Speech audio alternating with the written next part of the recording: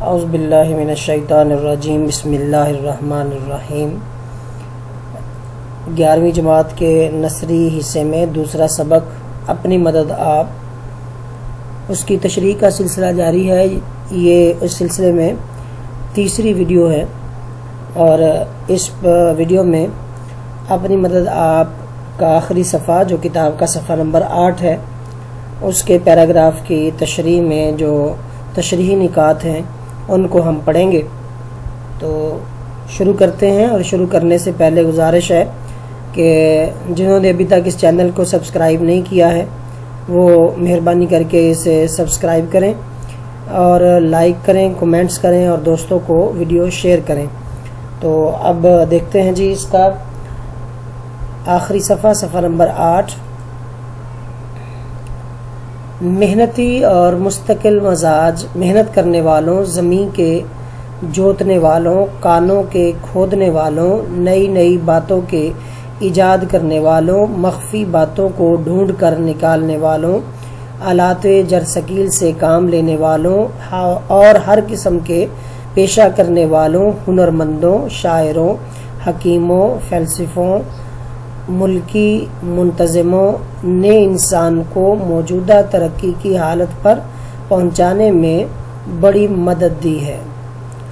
اب اس میں مستقل مزاج محنت کرنے والے یعنی مستقل مزاجی ثابت قدمی کے ساتھ، تسلسل کے ساتھ، مواظبت کے ساتھ جو محنت کرتے ہیں، زمین جوتنے والوں یعنی ہل چلانے والوں، کانوں کے کھودنے والوں یعنی معدنیات جو نکالتے ہیں، کان کنی کرتے ہیں، نئی نئی باتوں کے ایجاد کرنے والوں یعنی جو سائنسی ایجادات کرتے ہیں، موجد ہیں، مخفی باتوں کو ڈھونڈ کر نکالنے والوں، مخفی، خفیہ، پوشیدہ، آلات جرثقیل سے کام لینے والوں یعنی بڑے بڑے بھاری بھرکم جو آلات ہوتے ہیں ان کو استعمال کرنے والے، اور ہر قسم کے پیشہ کرنے والوں، ہنرمندوں، شاعروں، حکیموں، فلسفوں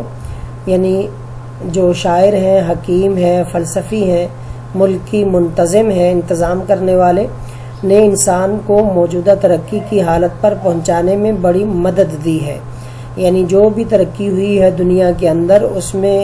ایک شعبہ زندگی سے تعلق رکھنے والے لوگوں کا کام نہیں ہے، بلکہ یہ مختلف جو شعبہ ہے زندگی سے تعلق رکھنے والے مختلف لوگ ہیں، ان سب نے جو ہے مل کر یہ موجودہ ترقی کی حالت پر پہنچایا ہے۔ ایک نسل نے دوسری نسل کی محنت پر عمارت بنائی ہے اور اس کو ایک اعلیٰ درجے پر پہنچایا ہے۔ اب کہتا ہے یہ چونکہ پیچھے اس نے بات کی تھی کہ یہ نسل در نسل لوگوں کی محنت کا نتیجہ ہے، یعنی ایک نسل اگر آتی ہے تو وہ کسی بھی نئی چیز کی بنیاد رکھ دیتی ہے، پھر اس کے بعد آنے والے جو لوگ ہیں اسی بنیاد پر آگے عمارت کو اٹھاتے ہیں۔ ان کا کام جو ان سے پہلے ان کے بزرگ گزرے ہوتے ہیں، ان کا جو کام ہوتا ہے وہ انہیں بنیاد فراہم کرتا ہے۔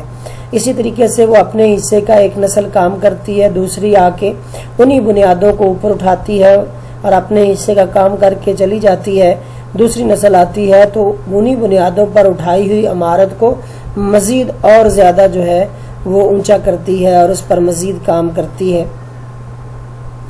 اب کہتا ہے ان عمدہ کاریگروں سے جو تہذیب و شائستگی کی عمارت کے معمار ہیں، لگاتار ایک دوسرے کے بعد ہونے سے محنت اور علم و ہنر میں جو ایک بے ترتیبی کی حالت میں تھی، ایک ترتیب پیدا ہوئی ہے۔ یعنی یہ ساری جو چیزیں جو بن رہی ہیں، جو دنیا کے اندر ترقی آ رہی ہے، تو اس کے اندر یہ ساری چیزیں کسی نہ کسی صورت میں تو کائنات کے اندر موجود تھیں، لیکن وہ بے ترتیب تھیں۔ تو اب آ کر ان لوگوں نے ان کو ایک ترتیب دی ہے، اس ترتیب کی جو ترتیب دینا تھا وہی بنیاد بنا ہے اس کی موجودہ شکل کا جو ترقی یافتہ شکل ہے۔ رفتہ رفتہ نیچر کی گردش نے موجودہ نسل کو اس زرخیز اور بے بہا جائیداد کا وارث کیا ہے۔ نیچر کی گردش یعنی فطرت کی جو گردش ہے، جو فطری طور پر جو گردش ایام ہے، جو عدل بدل ہے اس دن اور رات کا، تو اس نے کہتا ہے موجودہ نسل کو اس زرخیز اور بے بہا جائیداد کا وارث کیا ہے جو ہمارے پرخوں کی ہوشیاری اور محنت سے مہیا ہوئی تھی۔ پرخ کہتے ہیں بڑوں کو، بزرگوں کو، پرانے جو اسلاف ہیں، جو اجداد ہیں، تو ان کی محنت اور ان کی ہوشیاری سے، یعنی ان کی مہارت سے، یہاں ہوشیاری سے مراد مہارت ہے، اور وہ جائیداد ہم کو اس لیے نہیں دی گئی ہے کہ ہم صرف مثل مار سر گنج اس کی حفاظت ہی کیا کریں۔ تو کہتا ہے یہ ساری چیزیں جو ہمارے بزرگوں نے ہمیں بنیادیں بنا کر دی ہیں، تو یہ ہم تک اس لیے نہیں پہنچی کہ ہم صرف مثل مار سر گنج، مثل مار سر گنج، گنج کہتے ہیں خزانے کو، مثل کی طرح ہے، مثال ہے، مار سر یہ سانپ کو کہتے ہیں، یعنی ایسا سانپ جو خزانے کے اوپر بیٹھ جائے اور اس میں سے نہ خود خرچ کرتا ہے، وہ نہ کر سکتا ہے اور نہ دوسروں کو وہاں تک رسائی دیتا ہے، تو اس میں پھر کہتے ہیں مثل مار سر گنج، یعنی ایسا خزانہ جس پر سانپ بیٹھا ہوا ہے، نہ اس سانپ کا وہ کے کام کا ہے، نہ کسی اور کو اس سے استفادہ کرنے دیتا ہے۔ تو یہاں سے مراد یہ ہے کہ اس سانپ کی طرح ہم خزانے پر بیٹھ جائیں، تو اس لیے تو یہ خزانہ جو تھا ہمارے پرخوں نے نہیں دیا تھا، ہمارے آباء و اجداد نے نہیں دیا تھا، بلکہ اس پر مثل مار سر گنج بیٹھنے کی بجائے اس پر مزید محنت کر کے اسے چمکانا اور اسے جو ہے وہ تکمیل کی طرف لے کر جانے کی ذمہ داری ہم پر تھی، بلکہ ہم کو اس لیے دی گئی ہے کہ اس کو ترقی دیں اور ترقی یافتہ حالت میں آئندہ نسلوں کے لیے چھوڑ جائیں۔ یعنی اگر بنیاد ہمارے بزرگوں نے بنائی ہے، اس کے اوپر ہم نے تعمیر اٹھائی ہے، عمارت اٹھائی ہے، اب پہلے سے بہتر ہم نے اس کو کر دیا ہے، اب اس کو اگلی نسل جب آئے تو وہ اس میں مزید ترقی کرے، وہاں پر وہ اسے جامد نہ کر دے، ساکت نہ کر دے، ساکن نہ کر دے، روک نہ دے، بلکہ اس چیز کو اور مزید جو ہے وہ ترقی دے۔ تو اس طریقے سے نسل در نسل جو ہے وہ ترقی در ترقی کرتے چلے جائیں، لیکن بنیاد انہی پرخوں کی رکھی ہوئی ہوگی۔ مگر افسوس، 100,000 افسوس کہ ہماری قوم نے ان پرخوں کی چھوڑی ہوئی جائیداد کو بھی گرا دیا۔ جہاں پر جو علامہ اقبال نے کہا تھا، تو یہ آپ کہ علامہ اقبال نے کہا تھا کہ جو ہمیں ہمارے اسلاف نے جو ہمیں دولت دی تھی، ہم نے اس دولت کی حفاظت کرنا تھی، حفاظت کرنے کی بجائے ہم نے جو ہے وہ گنوا دی ہے، گنوا دی ہم نے جو اسلاف سے میراث پائی تھی۔ سریا سے زمیں پر آسمان نے ہم کو دے مارا، تو یہاں پر آپ لکھ سکتے ہیں کہ جو ہمارے اسلاف سے ہم نے میراث پائی تھی وہ ہم نے گنوا دی ہے، گنوا دی ہم نے جو اسلاف سے میراث پائی تھی، سریا سے زمیں پر آسمان نے ہم کو دے مارا، یعنی ہم نے وہ جو اپنے بزرگوں کی جو جائیداد تھی، بزرگوں کی جو ترقی کے لیے بنیادیں رکھی ہوئی تھی، ہم نے اس کو آگے بڑھانے کی بجائے وہ بنیادیں بھی ہم نے کھو دی، اس پر مزید ترقی کرنے کی بجائے وہ ان کا کیا ہوا کام بھی ہم نے ضائع کر دیا۔ کس وجہ سے؟ کاہلی اور سستی کی وجہ سے، اپنی مدد آپ کے فلسفے کی اہمیت کو نہ سمجھنے کی وجہ سے۔ اب کہتے ہیں ایک نہایت عاجز و مسکین، عاجز انکساری کرنے والا، مسکین اس کا معنی بھی مسکینی عاجزی ہی ہوتا ہے، غریب آدمی جو اپنے ساتھیوں کو محنت اور پرہیزگاری اور بے لگاؤ ایمانداری کی نظیر دکھاتا ہے۔ کہتا ہے ایک انکساری والا، عاجزی والا، مسکین، غریب جس کے پاس کچھ بھی نہیں ہے، وہ آدمی اپنے ساتھیوں کو محنت اور پرہیزگاری، محنت کے ساتھ ساتھ پرہیزگاری بھی، یعنی محنت میں خلوص اور محنت کے جو تقاضے ہیں اس کو پورا کرنا، اس میں کسی قسم کا فریب، دھوکہ دہی کا نہ ہونا، اخلاص کے ساتھ محنت کرنا، یہ پرہیزگاری ہے۔ اور بے لگاؤ ایمانداری کی نظیر دکھاتا ہے کہ ایسا جوش اور جذبہ ہوتا ہے ایمانداری کی نظیر مثال اس شخص کا اس زمانے میں اور آئندہ زمانے میں اس کے ملک، اس کی قوم کی بھلائی پر بہت بڑا اثر پیدا ہوتا ہے، کیونکہ اس کی زندگی کا طریقہ اور چال چلن گو معلوم نہیں ہوتا، مگر اور شخصوں کی زندگی میں خفیہ خفیہ پھیل جاتا ہے اور آئندہ کی نسل کے لیے ایک عمدہ نظیر بن جاتا ہے۔ یہاں پر اس نے بات کی ہے کہ ایک غریب آدمی ہے، وہ محنت کرتا ہے پرہیزگاری کے ساتھ، بے لگاؤ ایمانداری کے ساتھ، اور وہ محنت کے ساتھ ترقی پا جاتا ہے۔ اب وہ شخص جو ہے وہ آنے والے لوگوں کے لیے ایک مثال بن جاتا ہے، اور وہ زیادہ باتیں نہیں کرتا بلکہ عمل سے لوگوں کو اپنی طرف متوجہ کرتا ہے، اور اس کی زندگی کا طریقہ اور چال چلن کو معلوم نہیں ہوتا، مگر اس کو جو لوگ دیکھتے ہیں کہ اس نے ایک بالکل بنیاد سے زیرو سے اس نے اس قدر ترقی کی ہے، تو لوگ اس کی کاپی کرتے ہیں اور لوگ اپنی زندگیوں میں اس کے طریقے کو اپنا لیتے ہیں کہ اگر فلاں ایک غریب اور عاجز اور مسکین انسان تھا، اس نے محنت اور پرہیزگاری اور بے لگاؤ ایمانداری سے ترقی کی ہے، تو ہم کیوں نہیں کر سکتے؟ تو اس طریقے سے وہ اس کا جو طریقہ ہوتا ہے، اس کا جو چال چلن ہوتا ہے، وہ لوگوں کے اندر پھیل جاتا ہے اور آئندہ نسل کے لیے ایک عمدہ نظیر بن جاتا ہے، ایک مثال بن جاتا ہے۔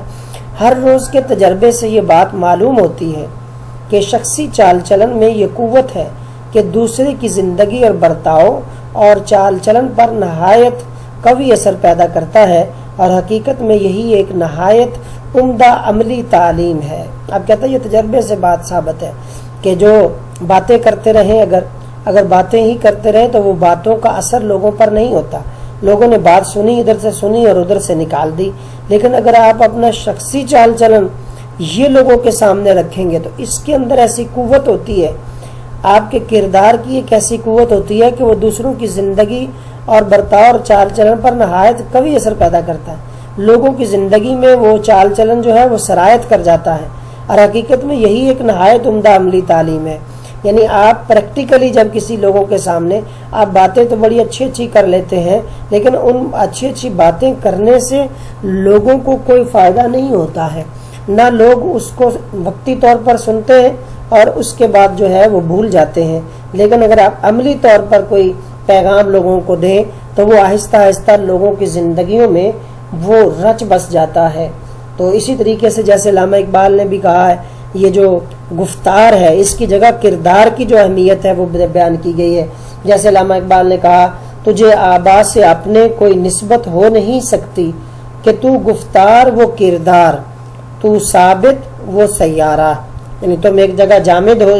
ایک جگہ ٹھہرے ہوئے ہو، لیکن وہ جو تھے وہ عمل کی زندگی میں قدم رکھنے والے تھے، جد و جہد کرنے والے تھے، تگ و پو کرنے والے تھے۔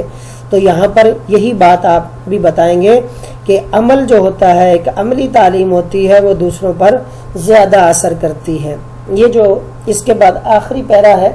جو آخری پیرا ہے یہ انتہائی اہم ہے، امتحانی نقطہ نگاہ سے بھی یہ اہم ہے۔ اس میں آپ دیکھیں، یہ علم وہ علم ہے جو انسان کو انسان بناتا ہے۔ یہاں پر کون سا علم ہے؟ یہ جو عملی تعلیم ہے، یہ جو محنت اور پرہیزگاری اور بے لگاؤ ایمانداری کی نظیر دکھاتا ہے، یہ جو علم ہے یہ انسان کو انسان بناتا ہے۔ کون سا علم؟ اپنی مدد آپ کے اہمیت کو سمجھ جانے کا جو علم ہے، یہ انسان کو انسان بناتا ہے۔ اور اسی علم سے عمل، چال چلن، تعلیم نفسی، نفس کشی، شخصی خوبی، قومی مضبوطی، قومی عزت حاصل ہوتی ہے۔ یہ ایک ایک پوائنٹ ایسا ہے کہ ایک ایک پر آپ حوالہ جات لکھ سکتے ہیں، اور اس پر کافی مواد جو ہے، یہ جو 5 سطریں ہیں انہی کی تشریح میں بہت سارا مواد جو ہے آپ کو یہاں سے میسر آ سکتا ہے۔ اب کہتا ہے اسی علم سے عمل، یعنی صرف علم نہیں، ایسا علم جو آپ کو عمل کی طرف راغب کر دے، یعنی عمل سے زندگی بنتی ہے، جنت بھی جہنم بھی، یہ خاکی اپنی فطرت میں نہ نوری ہے نہ ناری ہے۔ تو اب یہ دیکھیں، یہ علم کون سا ہے؟ گویا یہ علم نافع کی بات کی جا رہی ہے، یعنی ایسا علم جو خود کو بھی فائدہ دے اور دوسروں کو بھی فائدہ دے۔ یہاں پر ہر علم کی بات نہیں، وہ علم جو انسان کو انسان بناتا ہے۔ ایسے علم بھی ہیں جو انسان کو حیوان بنا دیتے ہیں، ایسے علم بھی ہیں جو دوسری انسانیت کے لیے دکھ اور درد کا سامان پیدا کر دیتے ہیں۔ تو وہ ہے تو وہ علم، لیکن وہ علم ایسے نہیں جو انسان کو انسان بنا دے، بلکہ اگر اس کے نفس کو شریر بنا دیتے ہیں، اسے متکبر بنا دیتے ہیں، تو وہ علم نافع نہیں ہو سکتا، بلکہ وہ نقصان دہ علم ہے۔ اب چال چلن، یہاں پر سیرت ہے، کردار ہے، تعلیم نفسی، اپنے آپ کو پہچاننا، تعلیم نفسی، من عرف نفسہ فقد عرف ربہ، نفس کشی، اپنے نفس امارہ کو کنٹرول کرنا، نفسانی خواہشات جس سے ایسی خواہشات جو دوسروں کے لیے تکلیف کا باعث بنے، جو اللہ رب العزت کی اطاعت سے سرکشی سکھائیں، اس کو اپنے کنٹرول میں کرنا، نفس کشی کرنا، اپنے نفس کو مارنا، اسے قابو میں رکھنا، شخصی خوبی، اس کی اپنی ذاتی جو خوبیاں ہیں، قومی مضبوطی، پورے قوم کی مضبوطی، یہ سارا وہ علم ہے جو ایسا علم جو یہ ساری چیزیں انسان کے اندر پیدا کر دے، قومی عزت اور قوم کی عزت اور وقار کو وہ پیورٹی دے، اس کو وہ ترجیح دے، اس کا علم جو ہے اس کی قوم کی عزت میں اضافہ کرے۔ یہی علم وہ علم ہے جو انسان کو اپنے فرائض ادا کرنے اور دوسروں کے حقوق محفوظ رکھنے اور زندگی کے کاروبار کرنے اور اپنی عاقبت کے سنوارنے کے لائق بنا دیتا ہے۔ کہتا ہے یہ جو علم ہے، علم نافع، یہ اپنے فرائض ادا کرنے اور دوسروں کے حقوق محفوظ رکھنے، یہ اس بات کو سمجھیں۔ جب آپ فرائض ادا کر رہے ہیں گویا دوسروں کے حقوق کو محفوظ کر رہے ہیں، تو اور زندگی کے کاروبار کرنے جب یہ ساری چیزیں ہوتی ہیں، جیسے اسلام کے اندر دیکھیے کہ یہاں پر جو اسلام میں ہے ایک حقوق اللہ ہے اور ایک حقوق العباد ہے۔ حقوق اللہ کی سے بھی زیادہ اہم ہوتے ہیں حقوق العباد۔ وہ کیا ہے؟ وہ آپ کے فرائض ہیں، جو دوسروں کے حقوق ہیں آپ پر۔ تو اگر حقوق اللہ میں کسی قسم کی کمی بیشی ہو جائے تو امید کی جا سکتی ہے کہ اللہ رب العزت اپنی رحمت سے اس کمی کو وہ دور کر دے، لیکن اگر حقوق العباد کے اندر کسی قسم کے کوئی کمی رہ گئی تو جب تک جس کا حق تھا وہ معاف نہیں کرے گا تب تک اس سے چھٹکارا نہیں حاصل کیا جا سکتا، تب تک اللہ بھی معاف نہیں کرتا ہے۔ تو گویا جب ہم اپنے فرائض ادا کرتے ہیں تو دوسروں کے حقوق کو محفوظ کر رہے ہوتے ہیں۔ تو اس میں ایک بات کی یہ بھی ہے کہ اگر ہر شخص اپنے فرائض کو ادا کرے جو کہ دوسروں کے حقوق ہیں، جو دوسروں کے حقوق ہیں وہ آپ کے فرائض ہیں، جو دوسروں کے فرائض ہیں وہ آپ کے حقوق ہیں۔ جب ہر شخص اپنے فرائض ادا کرے گا تو آٹومیٹکلی ہر کسی کا حق جو ہے محفوظ ہوگا، پھر اپنے حق کے لیے، حق حاصل کرنے کے لیے اسے کسی احتجاج کی ضرورت نہیں ہوگی،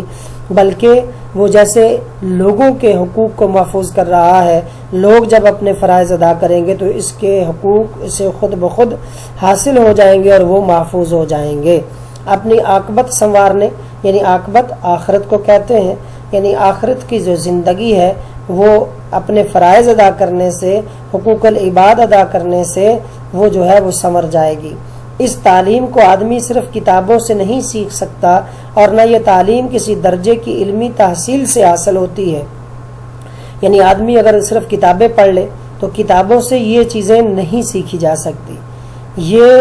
تو ایک عملی نمونے سے سیکھی جا سکتی ہے۔ اگر آپ کے سامنے کوئی عملی نمونہ موجود ہو، رول ماڈل موجود ہو، تو اس سے آپ، اور پھر کتابوں سے پڑھ کر یہ ساری چیزیں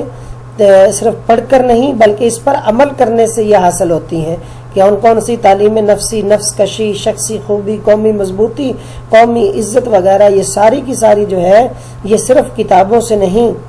بل نہ ہی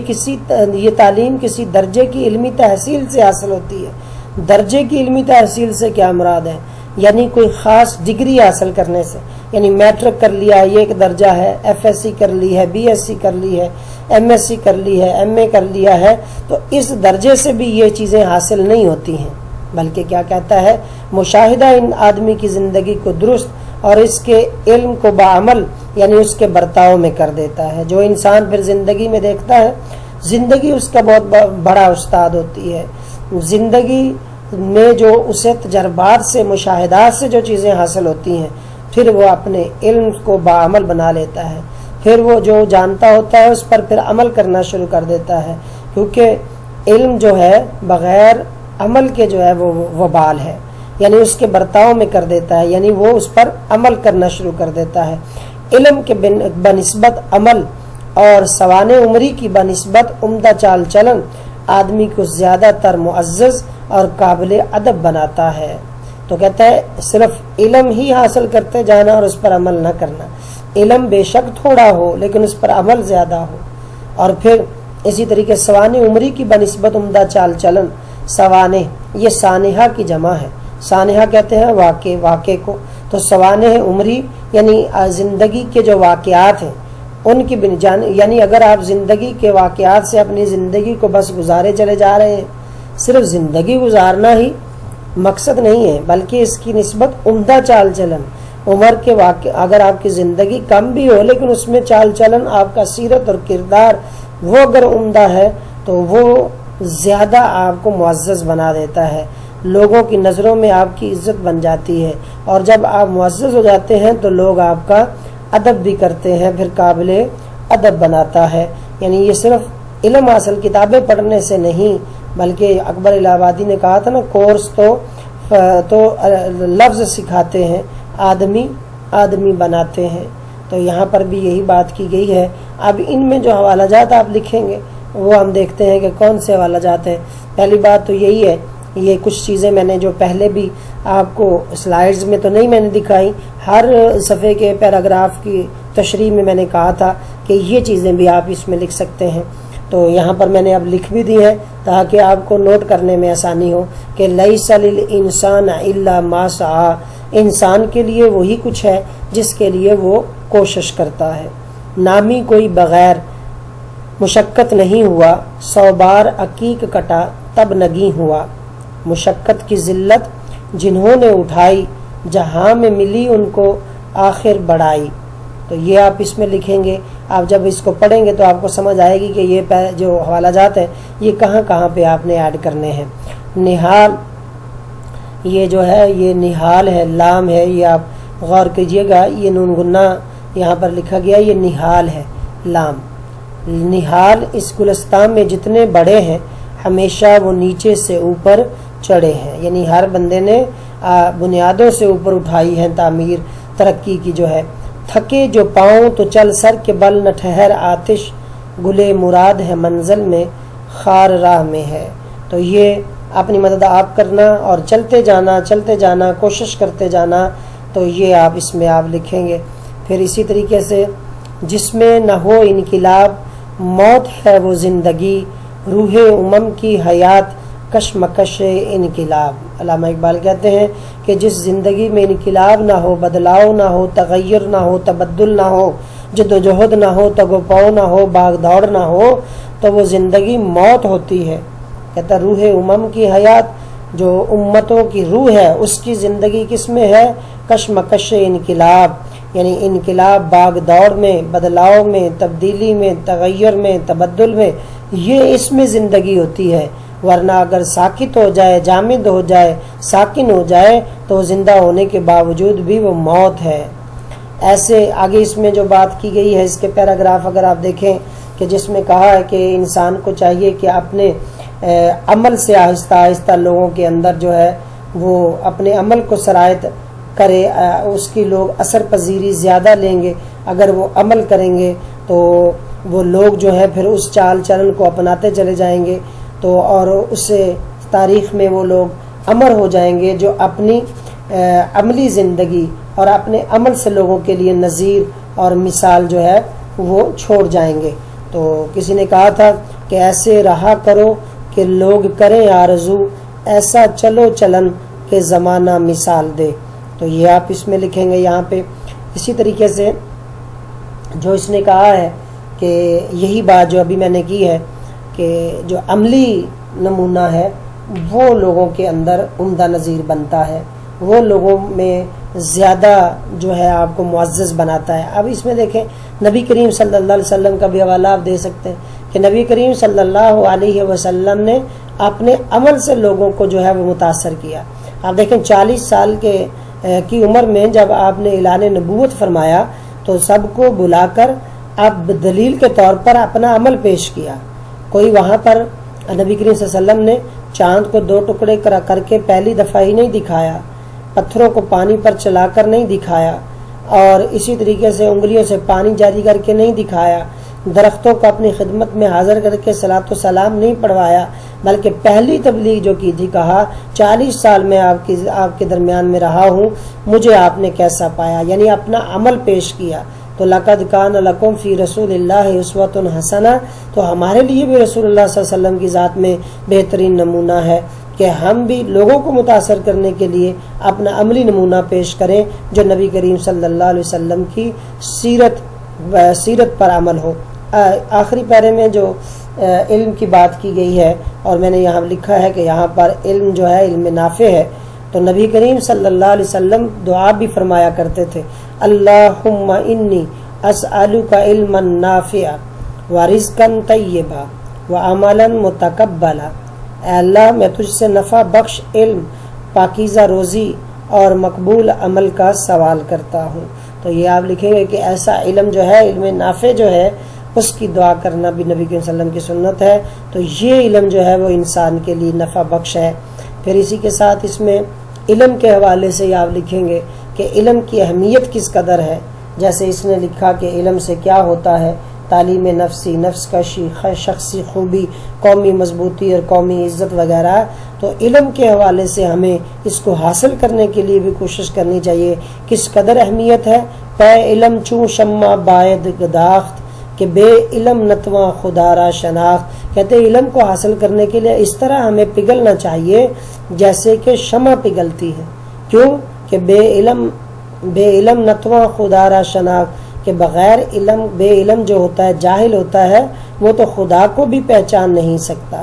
پھر اس میں جو انہوں نے کہا ہے تعلیم نفسی، تو حضرت علی کی طرف منسوب ہے یہ قول، من عرف نفسہ فقد عرف ربہ، جس نے اپنے آپ کو پہچانا بس اس نے اپنے رب کو پہچانا۔ تو یہ آپ اس میں لکھیں گے۔ یہ تقریباً آخری پیرے کے جو حالات وہ چل رہے ہیں، اور اسی میں جو عمل کی بات کی گئی ہے، تو یہاں پر علامہ اقبال کا ہے کہ عمل سے زندگی بنتی ہے، جنت بھی جہنم بھی، یہ خاکی اپنی فطرت میں، نہ نوری ہے نہ ناری ہے۔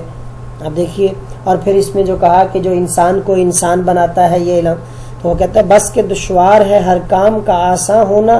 آدمی کو بھی میسر نہیں انسان ہونا۔ اگر آدمی کے اندر انسانیت نہیں تو وہ انسان ہی ہے۔ آدمی تو آدم کی وجہ سے ہے ہی، اور انسان ہونا کچھ اور چیز ہے۔ اس کے اندر انسان ہونے کے جو تقاضے ہیں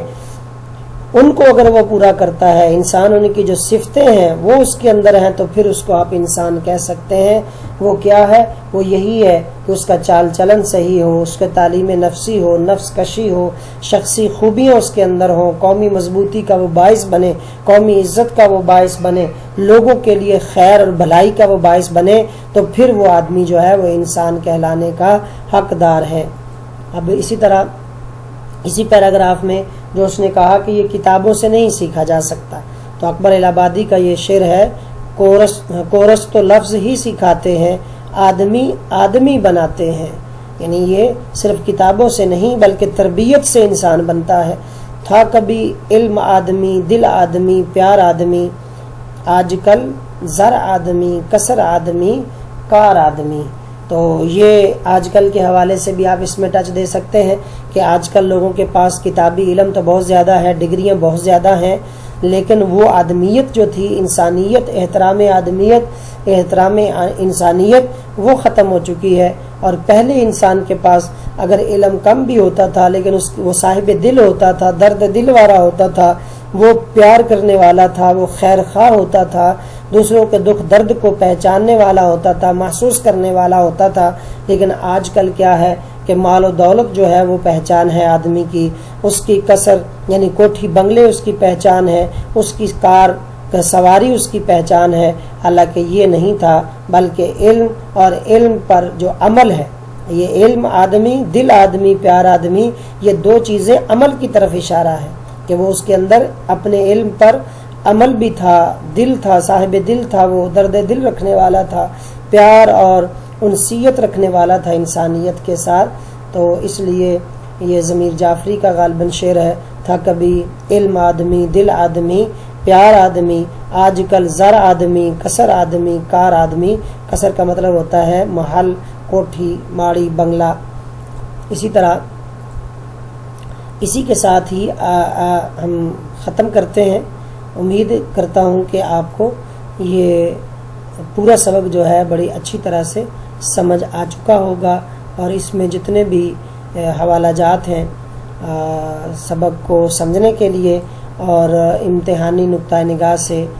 لکھنے کے لیے کافی مواد آپ کے پاس ان 3 جو ویڈیو کلپ ہیں ان میں آپ کے پاس کافی مواد ہوگا۔ یہ آپ کے سامنے وہ سارے حوالہ جات دوبارہ سے یہ آپ دیکھ رہے ہیں، تو اس طریقے سے آپ یہاں سے نوٹ بھی کر سکتے ہیں، اور اس کو اگر آپ توجہ سے سنیں اور سنتے ہوئے ساتھ کتاب کو سامنے کھول کر رکھیں تو بہت اچھی طریقے سے آپ اس کو تیار کر سکتے ہیں، اور جو امتحانی آپ کی ضرورت ہے اس کو پورا کر سکتے ہیں۔ اب جو میں نے شروع میں اس کے ویڈیو میں گزارش کی تھی کہ جس نے ابھی تک بھی میرے چینل کو سبسکرائب نہیں کیا ہے تو وہ مہربانی کر کے چینل کو سبسکرائب کر لیں۔ اسی کے ساتھ ویڈیو کو ختم